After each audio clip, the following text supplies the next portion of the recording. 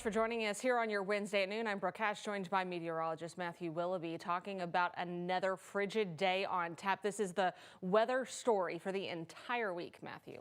Yeah, absolutely. We're going to get to you those cold conditions outside for us for the rest of the week, and still not going to see above freezing over the next several days. So looking outside right now, kind of seeing that filtered sunshine as temperatures are still into the 20s and teens for this afternoon. Upper teens in the Louisville, 17 degrees, 13 in Mitchell, even Seymour at 14 degrees. So continue to see really those cold conditions outside. Right here in Louisville, feels like temperatures are at 4 degrees. Seymour is at 1 degrees. And Paoli at 5, Mitchell at 5 as well. Further south into the upper teens still, Munfordville at 18, Hodgenville at 16 degrees. So overall, give you a look at the hourly planner. We'll start to warm up just a little bit. Really still going to be a dangerously cold outside as temperatures will be into the lower 20s. Back into this evening, we'll be into the upper teens once again, heading towards the overnight hour. So give you a look at tonight. We'll see those temperatures drop near 10 degrees here in Louisville, but surrounding areas could be in the single digits once again. By Columbia and into Campbellsville, we'll be into the mid-teens, and the places like E-Town, Hodgesville, right at 10 degrees for another frigid night on tap for you. Heading towards tomorrow, kind of rinse and repeat. We'll see some slightly warmer conditions and possibly above freezing in some areas like Greensburg, Munfordville, and Campbellsville as we go towards today. So yeah, we're still going to see some of those cold conditions ahead for us. Some of those weather headlines we're tracking for you. Today will still be a cold but sunny day outside, and we are tracking actually some light snow showers on the way for your Friday.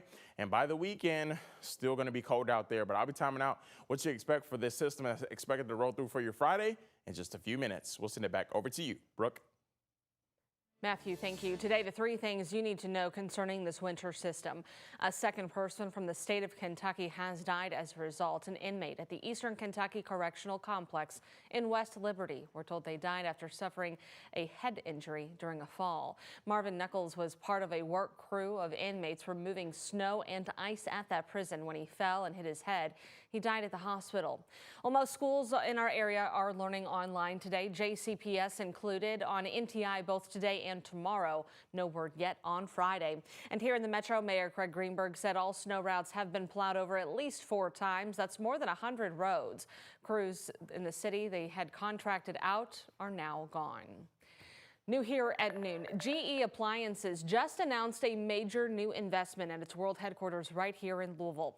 The company is launching its first ever refrigerator water filter manufacturing operation, a move aimed at boosting U.S. manufacturing while cracking down on counterfeit filters.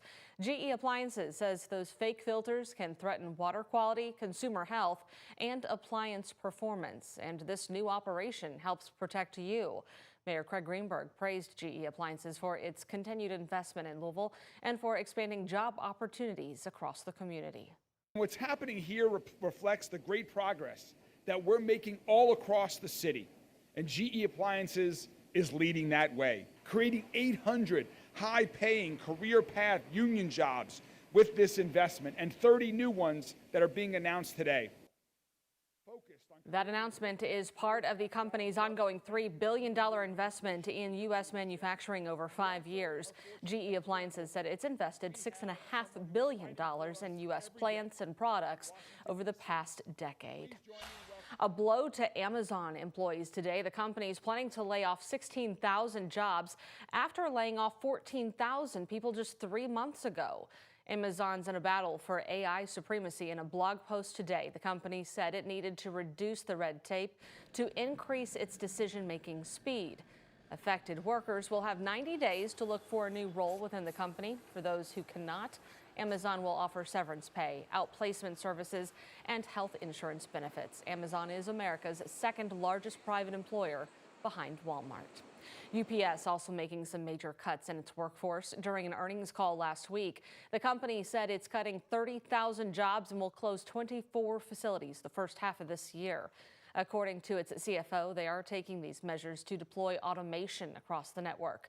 WHAS11 asked how this would impact our local operations.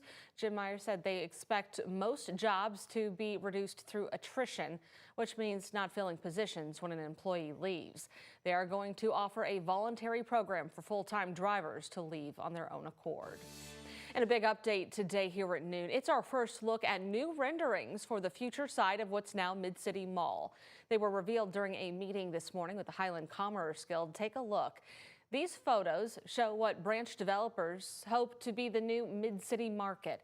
You can see the existing mall will be turned into additional parking with smaller sets of businesses placed around it. Developers said the design is intentional, incorporating separated sidewalks and more landscapes on the Bardstown Road side. And on the Baxter side, residents can expect to linger at a new green space named Beechwood Park. Plans for a grocery store and library are included. Now, again, you've got the existing properties that are going to stay around this mall. This includes Skyline Chili, the Heine Brothers, and Raising Cane's. They are all on long-term leases. And these renderings are not final. The target date for demolition, if this all goes into play, is later this year, with the hope of the construction being complete within the next 15 months after that. Despite a strong community push for housing, there are no plans to turn the 8,400 square foot property into anything beyond commercial use, and that's because of zoning regulations. Any questions can be directed to the email there on your screen. That's midcity@branchprop.com. The targeted opening is set for 2028.